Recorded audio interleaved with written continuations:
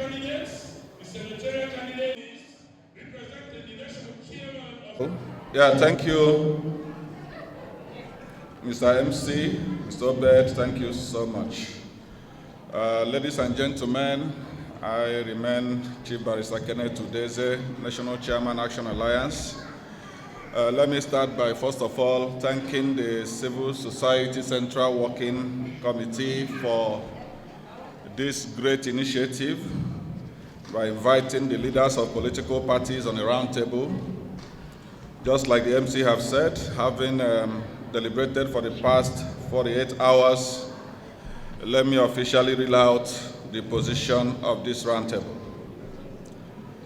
Now, whereas there is a compelling need to review the conduct of the 2023 general elections, whereas critical stakeholders have not had an agreed position on the conduct of the 2023 general election, whereas direct participants, political party chairmen, and candidates for various positions have not had a platform where they sat together to analyze the conduct of the entire electioneering process. Whereas there is a need to sift and keep aside myths and fictions from the facts and figures of the election. The Civil Society Central Coordinating Council, having identified these needs, has put together a political roundtable to engage in a very robust discussion and interaction to identify the real issues. Therefore, after extensive debates and deliberation and following intensive analysis and ventilation of thoughts and ideas, the political roundtable reviewed as follows. The National Roundtable reviewed the technological innovations introduced by the Commission, including the bimodal voters accreditation system BVAS, and the INEC result viewing portal IREV, and commended both innovations as having helped to strengthen the integrity of our elections. The National Roundtable reviewed the pre-election internal discipline mechanism adopted by INEC, which helped reduce internal wrangling within the political parties and the tendency for factionalization of the political parties. I beg to digress a bit on this particular point. The Roundtable have viewed seriously that there is no political party in Nigeria that doesn't have one or two issues in terms of their internal arrangements. However, we are calling on the man at the saddle of the seat of INEC to make sure, just like he have already started prosecuting Rex, who made the mess of the election, for example, in Adamawa State, to also narrow down their eyes on the staff of the Commission that have decided to play a role of politicians instead of civil servants. It's time to shake and reshuffle the system in the Commission so that those staff that are causing confusion in the Commission can be weeded out. Having said that, the National Roundtable reviewed the pre-election process by the political parties and agreed that political parties and political actors were responsible for the vast majority of the tension and concerns about the election, and INEC conducted itself creditably in this area. The National Roundtable reviewed the preparation and pre-election logistic deployment by INEC and agreed that the Commission was punctual in meeting up and completing all its activity checklists on schedule, including logistics deployment of non-sensitive and sensitive materials. The National Roundtable reviewed the role of the BVAS and the IREV in the electoral process and commended the roles the deployment of both innovations is playing in the various tribunals to prove the actual outcome of the elections.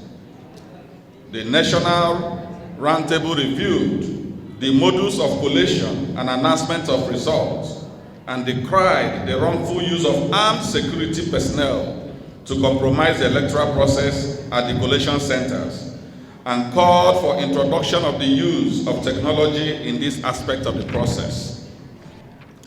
The National Roundtable reviewed the post-election application for certified true copies of relevant election documents by both petitioners and respondents at the various election tribunals and commend INEC for making available the copies of the huge volumes required, including the digital reports of the BVAS and IREV.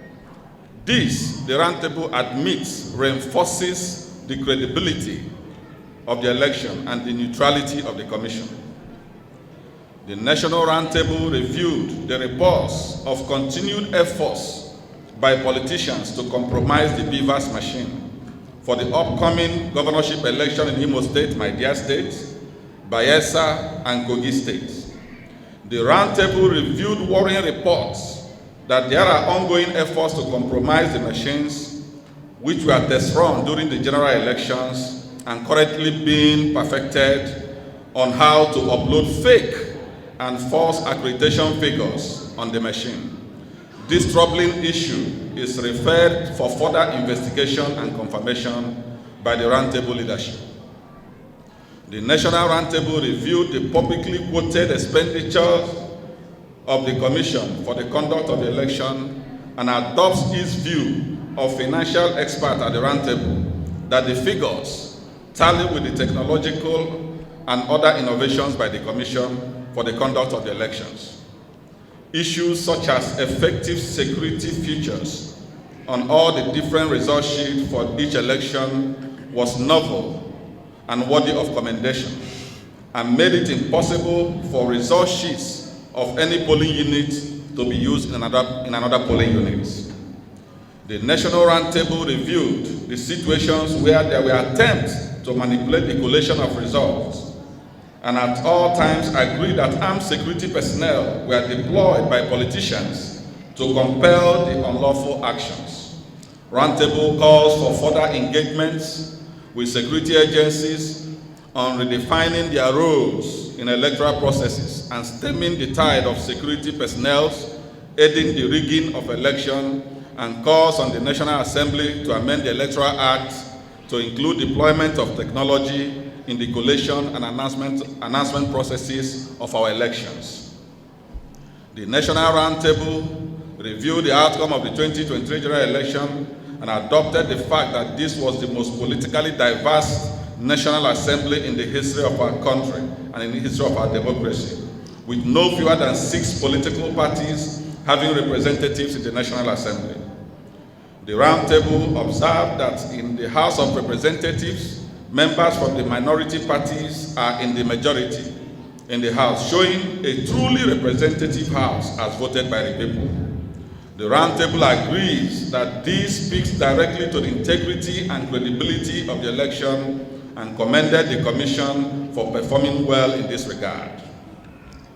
The National Roundtable therefore frowns at the stereotype attack on the chairman of the Independent National Electoral Commission, Professor Mahmood Yakubu, who happens to be the same person that put everything online to push through the technological innovations and reforms, cleaned up the voter register, is prosecuting and disciplining staff as high as the State Resident Electoral Commissioner, insisted that BVAS must be used for the election.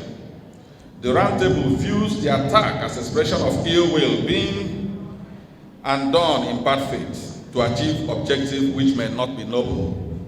Roundtable plays the role of some local civil society organization on this unpatriotic and selfish report, which was presented without proper consultation of the Nigerian civil society and thus presented the community in a very bad light.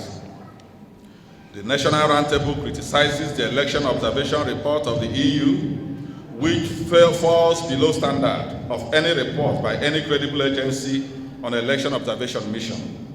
The roundtable wondered how the EU could rely on the report of few observers deployed in a handful of urban centers, be representative of the over 180,000 polling units in the country. The National Roundtable therefore frowns at the call for the removal of the INEC chairman from office and unanimously rejects the call as being self-serving, myopic, and a setback to gains made in the electoral processes. The National Roundtable believe that for INEC to be truly independent, the appointment and removal of the leadership of the Commission should not be at the whims and caprices of the executive, and that until approval of the National Assembly is sought and obtained, the chairman of INEC cannot be removed.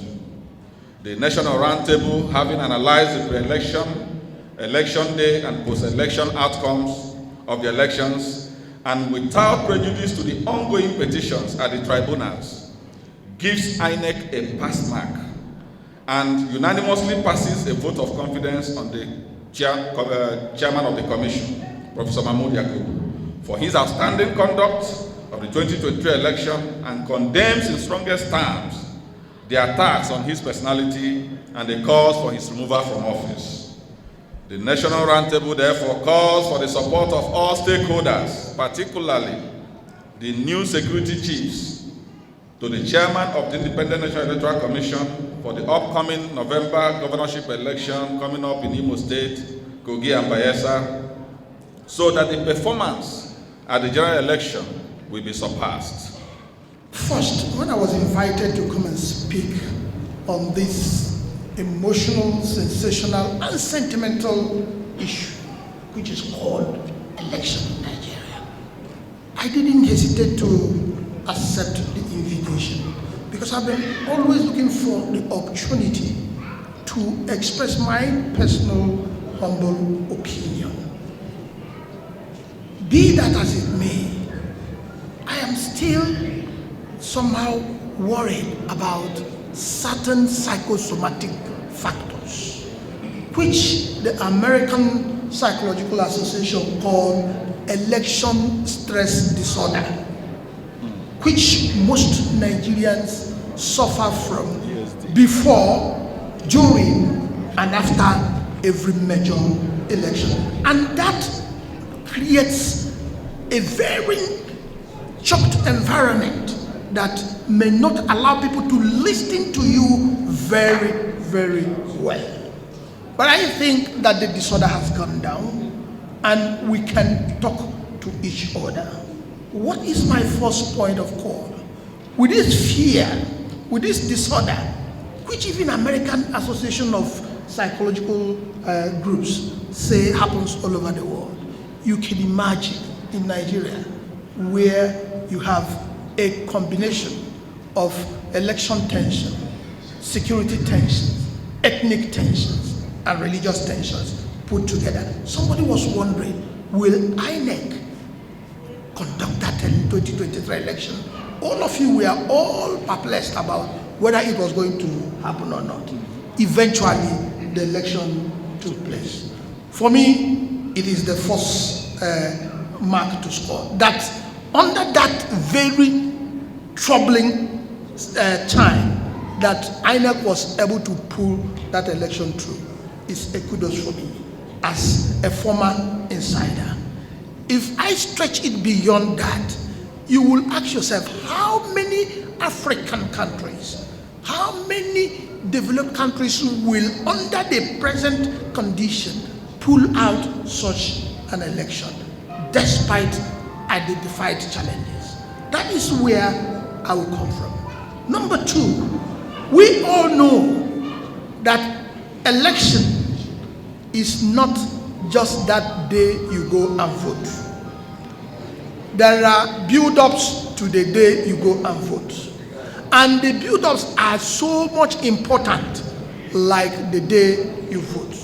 Therefore, if you want me to assess the work, for us who have been on the saddle, I sleep in the office a week before the election, because if you step out, something can go wrong. It doesn't happen in any country. Yet, at the end of that election, you will get barrages of criticisms and frustrating comments as if you did nothing.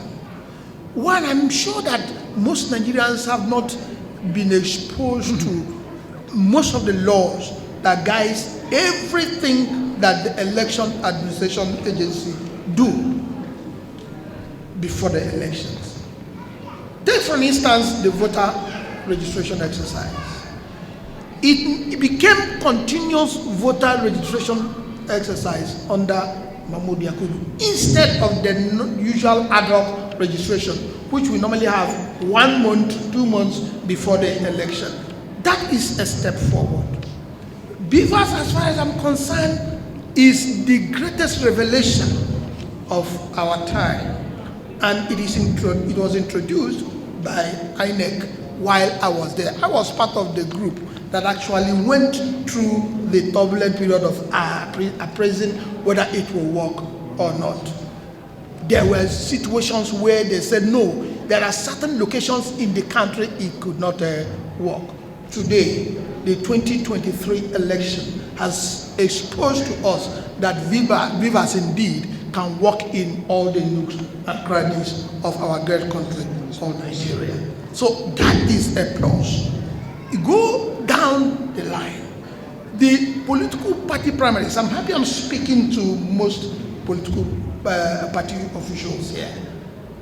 We have never had this level of lesser rancor-free political party primaries before an election. And that was a build-up. The CVR for me was like a carnival of participation by Nigerians. And today, we will keep growing. I will advise that in analyzing, in reviewing 2023 general election, we should, as a people, apply that principle of appreciative inquiry. Let us first of all gather the good aspect of it, and then look at the bad aspect of it, and compare and see whether we have made any step. If we have, yes, we will keep building that institution. Let me say here, before I drop that one, INEC is that institution through which citizens transmit power to their elected representatives. The best, I'm sure politicians will not like this speech, the best they want is break it down so that even when I fail, I will have something to rely on to say, oh, you know, they criticize you that you've not been doing well or you've done well. Let us keep strengthening INEC and let's keep building INEC. By the time we are through with the work, you will be happy that our democracy will be likely going to overtake most of the older democracies in the world. Thank you. Thank you. Mr. the immediate president of the Muslim, we appreciate you for that wonderful, erudite explanation and speech from you. Thank you very much. Ladies and gentlemen, I have already been introduced as the National Chairman of Accord, and I was two-time National Chairman of Inter-Party Advisory Council, the umbrella body of the all registered political parties. And at the time I was the chairman of IPAC, we had 92 political parties. And thank God we were able to manage the situation, and we managed the affairs of political parties successful without having any rancor either with the government, the election monitoring organization, which is INEC, and other stakeholders. Simply because we have always been engaged with all those stakeholders that have interest in the development of democracy in Nigeria. And the issue of the moment now is the credibility of 2023 general election. I am of the view, though I'm not here to praise anybody, but I am of the view that the elections we had 2023 is one of the most credible elections ever held in Nigeria. And I'm not surprised because, like I said in my introduction, being two times National Chairman of Inter-Party Advisory Council, I know what had gone on between political parties political parties,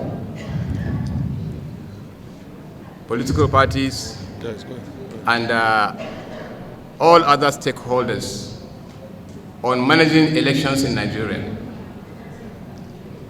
This process started about 6 years ago, 6 or 5 years ago, when Professor Mahmood came on board as the chairman of INEC. They came with a lot of ideas, with a lot of innovations, to see how they can strengthen the electoral process in Nigeria. Before the introduction of card reader, elections were terrible. People were snatching boxes, doing a lot of things, changing strategies, and what have you, just to do things in their own favor. These things were minimized when card reader was introduced. Card reader was not introduced by Professor Mahmood Yakubu, but when he came, he decided to improve on the card reader. That is why they came up with what we have today as beavers. And beavers performed far, far better and credible than the card reader.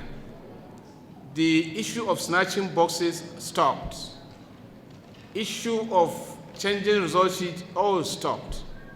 And the reason why I am more convinced this time around that this year's election is the most credible election is because of two things. One, if you look at the participation of political parties in our assemblies, in National Assembly, out of 18 political parties, we have 8 being represented in the House of Senate and the House of Representatives. And we have 9 political parties in these various state assemblies. We have never had it this way. Even when we had 92 political parties, there was never a time we had more than 3-4 political parties in any of the assemblies. I'm sorry, please, I have to give this record to allow things to go straight. Sorry, please, sir, we do not have a lot of for you, sir. Just conclude so that we round off, sir. So I want to conclude by saying that the elections of 2023 is rated by political parties. We had a meeting today at our IPAC level, yes, and we have agreed, about 75% of us, or 80, agreed that the election result, the election conducted 2023 is the most credible election. And I don't think there is any more credible person to give pass mark on election or to reject election than participating political parties. 18 political parties participated in this election. And we came up with a view, all of us, that the election was credible. Only that we are human beings, there is no way you can expect things to be 100%. But if you are going to give credence to the election, definitely you give it a pass mark of at least 80%. Thank you. The National Chairman of our party, we appreciate you for that comment. Thank you, sir, for that. Please, I want to most probably one of our partners, the Executive Director of CTA, Faith Mwalishi, please. Perfect. You have the floor now. Let us have your view on the past 2023 general elections. Thank you. Thanks for checking out SYMFONI on YouTube. Please be sure to subscribe and like our videos for updates.